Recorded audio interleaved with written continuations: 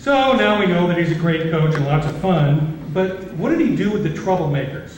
I'm looking your way on this one, Summerfeld.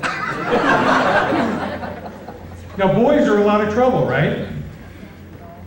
How did he handle the troublemakers? Well, I remember. Took me to Vegas. Yeah. That's one way. But I remember this one kid. He was kind of a crybaby. He wasn't really a good athlete. And so, out at recess, Fitz was umpiring a baseball game. So this kid tries to score and gets thrown out at home. Well, this kid doesn't like this at all. And he's crying and whining about it, and he calls Bob Fitzpatrick a cheater. So here you are, all-city Fitz, paratrooper, in charge of all the sports teams. What do you do with this kid? And I remember, he looked at this kid and said, all right, if you want to get back into school tomorrow, you must write for me 50 times, I will respect my elders. So I went home.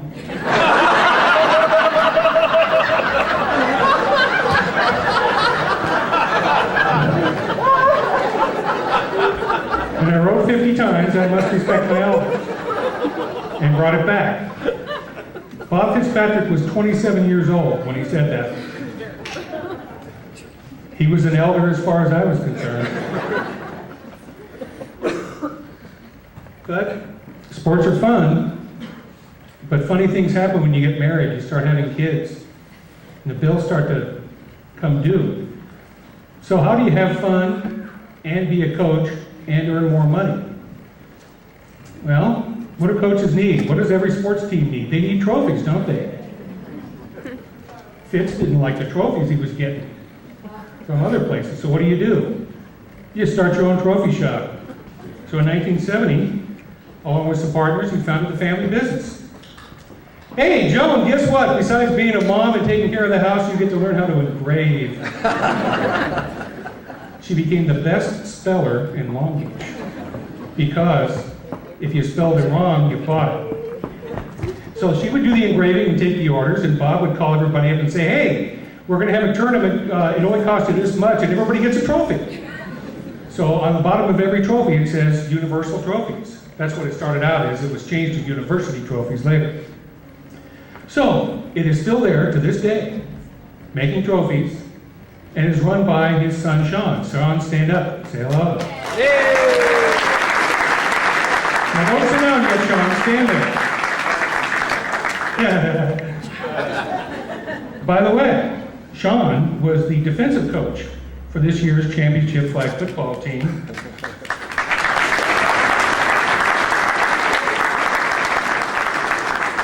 Under his direction, they went 19-0.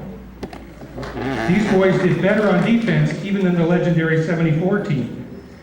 They only had one team score 3 times on them in a game. Everybody else scored 2 or less, usually nothing. Are you wondering if that's any good? It is. Thank you, Sean, for a great job.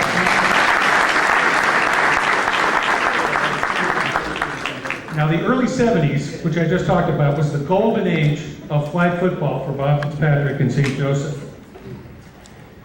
With the good support of the school and his coaching expertise, we had a string of finishes that I don't think has ever been matched. In 1972, the team came in 3rd place in CYO. In 1973, the team finished 2nd. In 1974, they were number 1. And in 1975, they came in 2nd again. That is 4 top 3 finishes in 4 years. Now that's extraordinary in any sport, but especially one as competitive.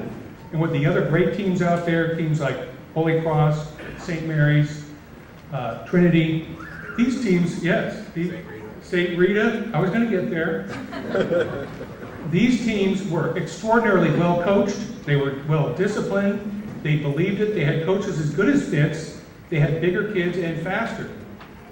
I think the league, by far, was very much more competitive at that time, because that's when I came from, than it is now.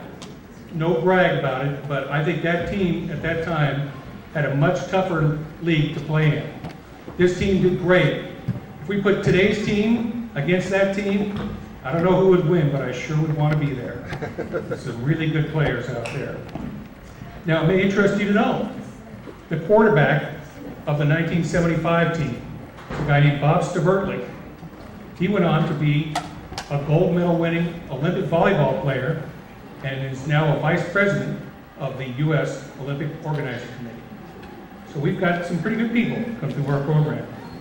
But by the mid-50s, 70s, just when he was really getting good at this coaching stuff, he had more bills to pay.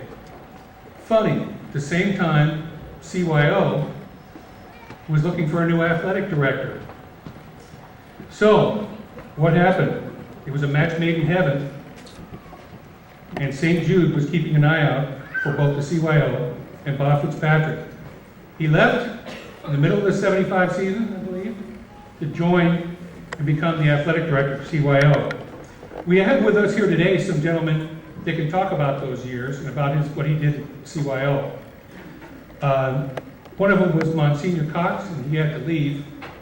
But we have another man with us that I'll introduce in a minute. I want you to consider the job he had to do, going from being the athletic director of this school. He had to coordinate 180 schools over the entire county. He had something as many as 500 or more league games a week to coordinate and to organize, both boys and girls sports. And he had just one secretary. He didn't have the internet. He didn't have cell phones. Didn't have email. Didn't have fax machines. All he had was phone calls and the U.S. mail. And he was able to coordinate all this stuff from his office downtown. He did that by being superbly organized. The coaches of this year's team know how early he gets started.